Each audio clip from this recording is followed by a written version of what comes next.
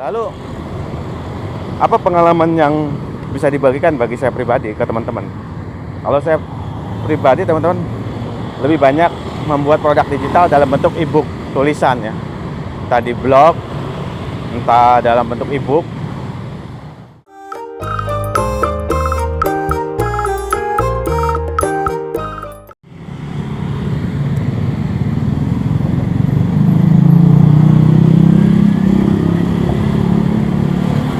Oke, selamat pagi ya. Assalamualaikum warahmatullahi wabarakatuh. Jumpa lagi dengan saya Murad Maulana. Di video saya sebelumnya, saya membahas tentang ini, teman-teman. Ayo berkarya di era digital ini.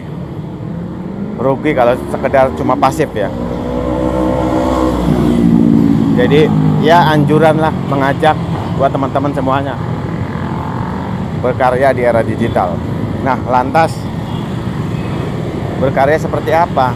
Nah, untuk mengetahui itu tentunya harus tahu dulu, teman-teman, karya di era digital itu jenisnya apa aja. Nah, ini akan saya bahas ya, teman-teman. Jadi produk digital itu banyak ya. Sebagai contoh misalnya teman-teman, e-book, website dengan kontennya misalnya, ya tulisan-tulisan gitulah ya. Nah, produk digital itu adalah produk yang berupa bukan fisik ya, berupa elektronik, yang untuk membukanya itu bisa menggunakan aplikasi tertentu dan biasanya tersedia di internet. Nah, contoh yang paling mudah itu ya tadi, ada website, tulisannya juga, terus misalnya e-book. Nah, formatnya ini macam-macam ya, teman-teman. Misalnya untuk e-book ada yang HTML, ada yang PDF.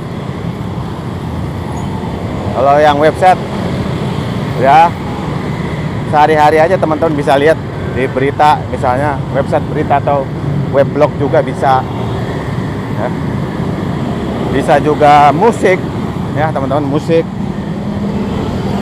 source code. Jadi programmer itu ya, melakukan programming itu bentuknya berupa website atau apapun itu bisa dianggap produk digital atau e-course ya. Jadi ada orang-orang misalnya membuka kursus online juga sama.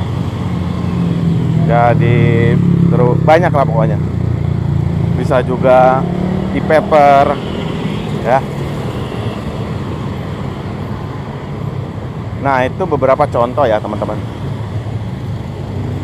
Lalu alasannya kenapa sih mesti berkarya di era digital itu? Kalau menurut saya pribadi, pertama, era internet itu kan era keterbukaan. Peluangnya banyak. Jadi misalnya kalau teman-teman membuat katakanlah e-book, untuk menyebarkannya itu mudah, menyimpannya juga gampang ya, bisa di cloud. Jadi lebih gampang, untuk memasarkannya juga lebih gampang. Nah, produk digital ini kan kaitannya selalu identik dengan pemasaran digital melalui internet, ya kan? Nah, disitulah ada peluang. Saya sendiri pernah melihat misalnya ada yang menjual semacam slide ya, PPT itu, slide presentation tentang tema tertentu lah. Misalnya KPI, ada juga yang menjual itu. Jadi ada banyak peluang. Makanya kalau misalnya di era digital nih nggak berkarya, ya sayang, rugi. Kalau masalah cuan itu nanti mengikuti. Yang penting berkarya dulu sesuai dengan kesukaan kita, keinginan kita ya. Nanti untuk masalah uang itu saya yakin mengikuti. Lalu apa pengalaman yang bisa dibagikan bagi saya pribadi ke teman-teman? Kalau saya pribadi, teman-teman, lebih banyak membuat produk digital dalam bentuk e-book tulisan ya. Entah di blog, entah dalam bentuk e-book. Nah, kalau untuk cuannya sendiri ya bisa dari royalti sama iklan. Kalau sekarang mungkin teman-teman udah paham ya tentang Google AdSense. Nah, dari situ biasanya. Itu bagi pengalaman saya pribadi. Jadi produk digital itu Jangan hanya diartikan ya berupa misalnya kayak semacam e-book atau video. Enggak juga ya. Fotografi, videografi, hasilnya itu memang produk digital, tapi ya kayak membuka jasa kursus, misalnya kita transfer pengetahuan, itu juga sama, produk digital juga. Jadi teman-teman misalnya punya pengetahuan tentang pajak, membuka kursus online tentang pajak, itu kan mentransfer pengetahuan ya ke orang lain, itu juga sama, produk digital ya, produk digital.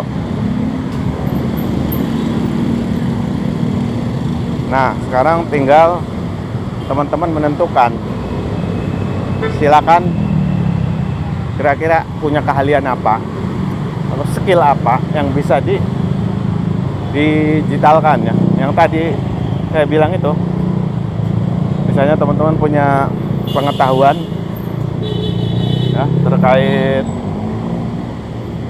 misalnya tadi ya pajak, atau mungkin tentang membuat suatu desain tutorial, membuat video, misalnya kursus online membuat video dengan aplikasi apa misalnya, itu bisa juga. Jadi skill teman-teman tuh apa aja, coba digali ulang, kira-kira apa skill saya gitu teman-teman. Jadi mengajarkan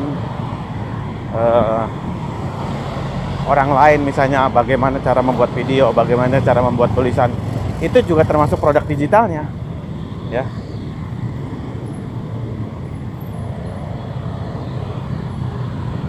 Kalau dalam manajemen pengetahuan ada namanya tacit knowledge.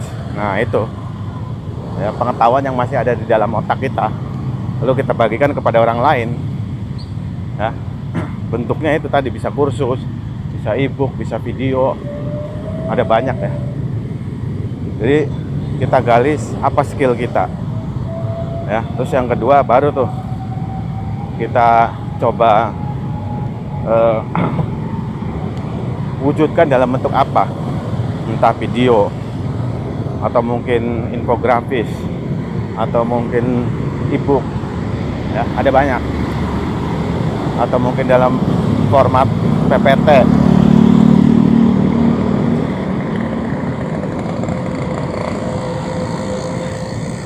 Lalu ya, kita pasarkan ya. Kita pasarkan itu bisa melalui medsos ya. Dan nggak perlu uang juga ya kan. Ya memang perlu uang untuk membeli datanya ya, kuotanya, tapi paling nggak mahal banget gitu. Jadi mungkin 3 hal itu teman-teman di era digital ini ya. Pertama, gali skill apa yang kita punya.